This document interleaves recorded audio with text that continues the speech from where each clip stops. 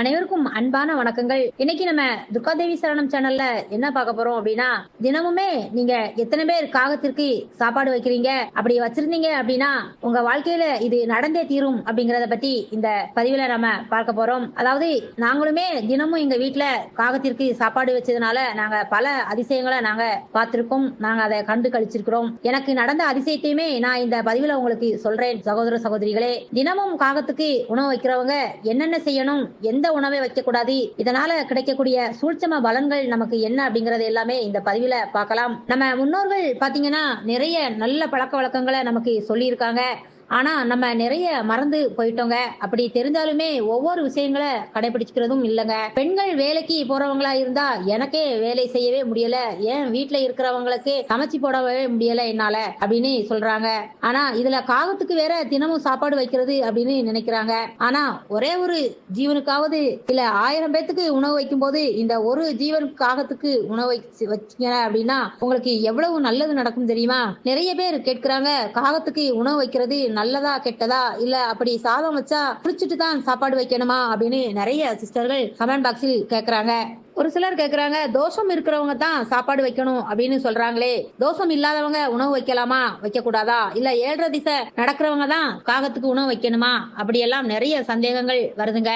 அந்த சந்தேகங்களுக்கு எல்லாமே விடைதான் நான் இந்த பதிவுல உங்களுக்கு சொல்றேன். இதுல வந்துட்டு காகத்துக்கு உணவு வைக்கிறத பாத்தீங்கன்னா நிறைய சூட்சம ரகசியங்கள் இருக்குங்க. எப்பயுமே நம்ம சாப்பிட்றதுக்கு முன்னாடி அதிகாலையில குளிச்சுட்டு காகத்துக்கு உணவு வைக்கணுங்க.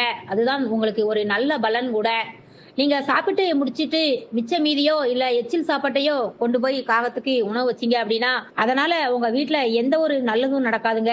அதை கவனமாக பாத்துக்கணுங்க. வீட்டுல செல்வ வளம் அதிகரிக்குமா அப்படின்னு சில பேத்துக்கு சந்தேகங்க. கண்டிப்பா செல்வ வளம் அதிகரிக்குங்க. அதுக்கு நான் உங்களுக்கு எனக்கு நடந்த உண்மை காரணத்தை சொல்றேன். அது வந்துட்டு உண்மைங்க, 100% உண்மைங்க. சரி, நீங்க காகத்துக்கு தினமும் உணவு வைக்கிறவங்களா அப்படி தினமும் வச்சீங்க அப்படின்னா கீழே இருக்கும் கமெண்ட் பாக்ஸில் தெரியப்படுத்துங்க. ஓம் சனீஸ்வர பகவானே போற்றி என்று பதிவிடுங்க. நீங்க இப்ப எந்த ஒரு நாமத்தையுமே அதை திரும்ப திரும்ப சொல்றப்ப கடவுளோட அனுகிரகமானது இந்த பிரபஞ்சத்தின் மூலமாக உங்களுக்கு கிடைக்குங்க. நிறைய பேர் காகத்துக்கு உணவு வச்சு அதனால அவங்க வாழ்க்கையில நிறைய அதிசயங்களை கூட நடத்திருக்காங்க. அதை மற்றவங்களுக்கும் தெரியும்படி நீங்க கமெண்ட் பாக்ஸ்ல தெரியப்படுத்தலாங்க. இப்படி காகத்துக்கு உணவு வச்சு ஒவ்வொருத்தருமே அவரவருடைய வாழ்க்கையில அதிசய பலன்கள் என்னென்ன அனுபவிச்சிருக்கீங்க அப்படிங்கறத இந்த பதிவுல கமெண்ட் பாக்ஸ்ல பதிவிடுங்க. அப்பதான் உங்களை பார்த்து மற்றவர்களுமே அதை ஃபாலோ பண்ணுவாங்க, அவங்களுமே பயன்பெறுவாங்க. சகோதர சகோதரிகளே, இதுல இருக்கக்கூடிய சூட்சம ரகசியம் என்னன்னு பாத்தீங்கன்னா, இந்த காகம் அப்படிங்கிறது நம்முடைய முன்னோர்களாக மட்டுமே நாம சொல்லுவோம். அது வந்துட்டு முன்னோர்கள் மட்டும் கிடையாதுங்க, யமதர்மனின் மாளிகையில இருக்கக்கூடிய ஒரு உயிரினங்க. அது மட்டுமல்ல, சனீஸ்வர பகவானோட வாகனமே இந்த காகம் தானே. அதனால இந்த காகத்துக்கு உணவு வைக்கிறப்ப, அதாவது நம்ம ஏற்கனவே பல பதிவுகள்ல சொன்னதுதான், புத்ருக்களின் ஆசி கிடைக்குங்க, முன்னோர்களுடைய ஆசியும் கிடைக்கும். அது மட்டுமல்ல, யமதர்மன் சனீஸ்வர பகவானோட ஆசியுமே கிடைக்குங்க.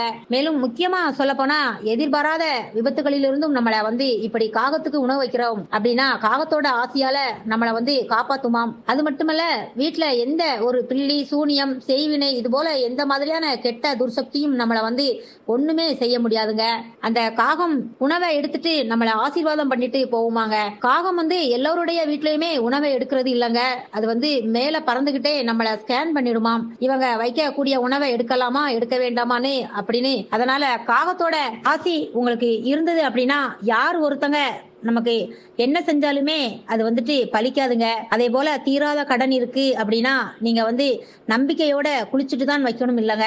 ஆனா சுத்தபத்தமா இருந்தாதான் குளிக்காம வைக்கலாம். இல்ல அப்படின்னா நீங்க குளிச்சுட்டு தான் வைக்கணுங்க. கொஞ்சோட உங்களால முடிஞ்சது புதுசா சமைச்சத, அதாவது பழைய உணவுகளை போடாம நீங்க அப்போதைக்கு செஞ்ச உணவை நீங்க சாப்பிடறதுக்கு முன்னாடி போய் நீங்க வச்சு பாருங்களேன். இப்படி கொஞ்ச நாள் தொடர்ந்து வச்சுட்டு மேலும் 1 மாசம் இல்ல 2 மாசம் தொடர்ந்து செஞ்சு பாருங்க. உங்களுக்கு ஏதாவது ஒரு வழியில இருந்து பணமானது பெருகி கொண்டே இருக்குங்க. அந்த அளவுக்கு சக்தி வாய்ந்தது அப்படின்னா இந்த ஒரு ஜீவன் காகம் தாங்க. அடுத்து புத்திர பாக்கியம் இல்லாதவங்க கூட இந்த காகத்துக்கு உணவு வைக்கிறதுனால பித்ருக்களோட ஆசினாலும் புத்திர தோஷம் இருந்தாலுமே அது விலகி நமக்கு குழந்தை பாக்கியம் கிடைக்கும் அப்படின்னு சொல்றாங்க. அது மட்டுமல்லங்க, வீட்ல தீராத பகை, வீட்லயே அண்ணன் தம்பி யாரோடையாவது சண்டை சச்சரவுகள், பேசவே மாட்டீங்க. பெரிய வம்பு வழக்கோட கோர்ட்டு கேஸ்ன்னு நடக்குது. குடும்பத்துல பார்த்தா எப்ப பார்த்தாலும் சண்டை சச்சரவு, ஒற்றுமையே இல்ல அப்படின்னு இருக்கிறவங்க இந்த காகத்துக்கு உணவு வச்சீங்க அப்படின்னா உங்க குடும்பமானது ஒற்றுமையோடு இருக்குங்க. ஏன் அப்படி சொல்றோம் அப்படின்னா, ஏன்னா இந்த காகம் உணவை எடுக்கிறப்ப தான் மட்டும் எடுக்காது. அதோட கூட்டத்தையே கா கா என கத்தி தான் அது ஒற்றுமையோட தான் அந்த உணவை சாப்பிட பாக்குங்க. அதே மாதிரி தான் நம்ம காகத்துக்கு உணவு வைக்க வைக்க நம்ம உடன் பிறந்தவங்களோட நல்ல ஒரு இணக்கமான சூழல் உருவாகுங்க. நம்முடைய முன்னோர்களின் ஆசையும் கிடைக்கும். சரி, இந்த காகத்துக்கு உணவு வைக்கிறப்ப அதன் பக்கத்திலே ஒரு மூடியிலே இல்ல ஒரு டம்ளர்லயோ தண்ணீர் வச்சிடுங்க. அதை மறந்துடாதீங்க.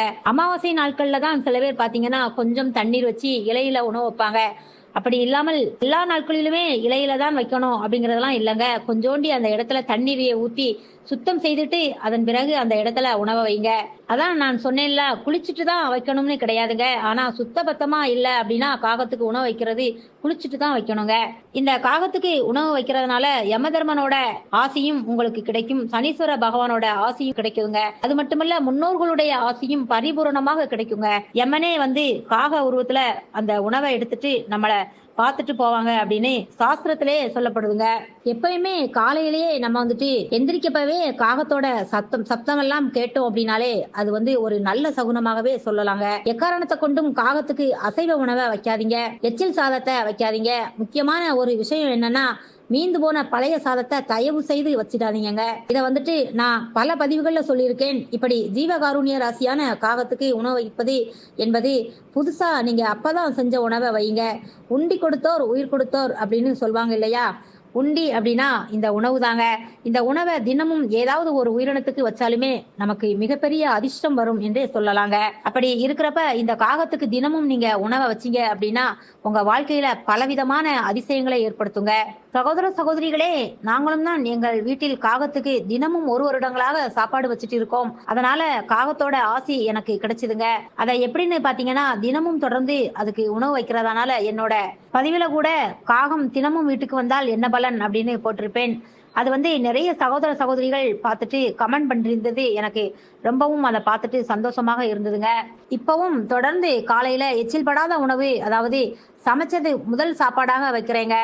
இப்படி தொடர்ந்து வைக்கிறதுனால எனக்கு பல பல நன்மைகள் நடந்திருக்கு என்பதை இந்த பதிவுல நான் உங்களுக்கு தெரிவிச்சுக்கிறேன். இது எல்லாமே நல்லது நடக்கணும் அப்படின்னா சக்தி வாய்ந்த பறவையான யமதர்ம ராஜாவின் சொரூபமான நம்முடைய புத்திருக்களான முன்னோர்கள் வடிவமான வரக்கூடிய சனீஸ்வர பகவானின் வாகனமாக காகத்தின் வாழ்த்துக்களில் பெற்ற ஆசியாலதான் என்பதை மறக்கவே முடியாதுங்க.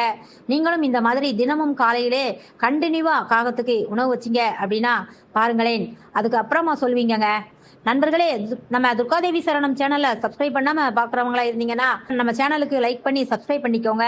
மேலும் கீழே இருக்கிற கமெண்ட் பாக்ஸில் உங்களுடைய கருத்துக்களான ஓம் சனீஸ்வர பகவானே போற்றி என்ற வாசகத்தை பதிவிட்டுட்டு உங்க நண்பர்களுக்கும் உறவினர்களுக்குமே ஷேர் பண்ணுங்க. மீண்டும் அடுத்து ஒரு நல்ல பயனுள்ள தகவலுடன் சந்திக்கும் வரை உங்கள் சகோதரியான துர்காதேவி சரணம்.